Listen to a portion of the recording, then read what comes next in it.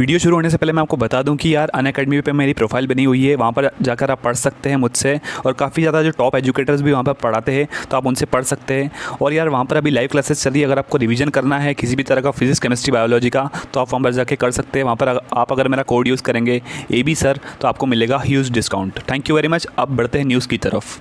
आज आपके लिए 3 न्यूज़ आर्टिकल बहुत ही ज़्यादा इंपॉर्टेंट है जानना, तो मैं आपको एक एक करके उसको डिस्कस करता हूँ। सबसे पहला जो न्यूज़ आर्टिकल है वो एम्स की तरफ से।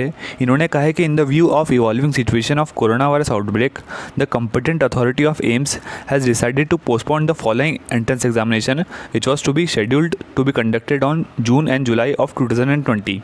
सो कुछ एग्ज़ाम से जो पोस्टपोन करी गई है एम्स की तरफ से एक अननोन डेट पे, मतलब वो डेट अभी तक अनाउंस नहीं करी गई है, और वो डेट जब अनाउंस करेंगे जब कोरोना वायरस की कंडीशन नॉर्मल हो जाएगी। तो देखिए कौन कौन से एंट्रेंस एग्जाम है जो पोस्टपोन करी गई है। BSc paramedical, BSc honours nursing, MSc courses and M biotechnology. तो ये जो सारी एग्ज़ाम्स है ये जून और जुलाई में होनी थी, पर ये अभी पोस्टपोन कर दी गई है। अब बढ़ते हैं हम सेकंड न्यूज़ की तरफ, जो कि HRD मिनिस्टर का स्टेटमेंट है। ऑफिशियली उन्होंने क्या स्टेटमेंट दिया है IIT JEE और नीट के बच्चों के लिए, वो हम डिस्कस करते हैं।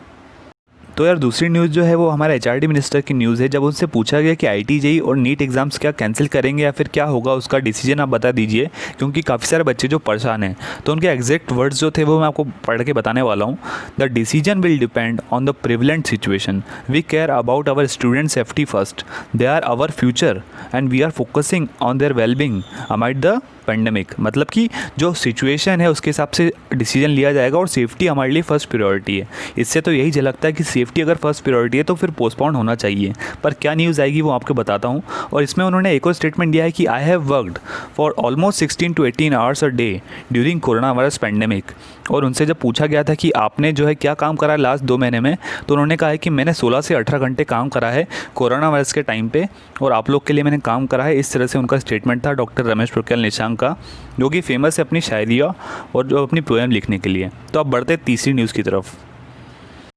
So Manish Sisodia, which is Deputy Chief Minister and Education Minister of Delhi, has said to HRD Minister to cancel all the CBSE exams. So I will read out only the official statement of his conference, and I will not waste much of your time. So his official statement was, I hope you agree with me that the board exams, especially the class 12th exam, are high stake for the children, and hence subjecting them to the exam in such an uncertain and anxiety prone situation would not be fair to them. तो इन्होंने request करी है सरकार से, HRD minister से, हमारे doctor Ramesh Pokhriyal से, कि वो जो है CBSE एग्ज़ाम्स को कैंसिल करे। और आपको पता होगा कि कल ही जो सुप्रीम कोर्ट ने डिसीजन लिया है कि अगर पॉसिबल हो तो ही एग्ज़ाम्स ले, वरना फिर इंटरनल के बेसिस पे बच्चों को पास करा जाए। तो ये थी आज की सारी न्यूज़ जो कि आपको जानना इंपॉर्टेंट थी। और इसी तरह के रोज़ अपडेट जानने के लिए रोज़ मैं न्यूज़ लाऊंगा, और जो ऑफिशियल न्यूज़ है वो आपको बताने की कोशिश करूंगा। तो थैंक यू वेरी मच ये वीडियो को लास्ट तक देखने के लिए। और यार अगर आपको वीडियो अच्छा लगा तो आप जाके चेकआउट करिए, अनअकैडमी पे मेरा कोर्स चल रहा है अभी, वहाँ पर जाके आप पढ़ सकते हैं। बायोलॉजी, केमिस्ट्री और फिजिक्स सब मैंने पढ़ाया वहाँ पे, आप वहाँ पे जाके चेकआउट कर सकते हैं और हमारा कोड यूज़ कर सकते हैं AB sir. Thank you very much.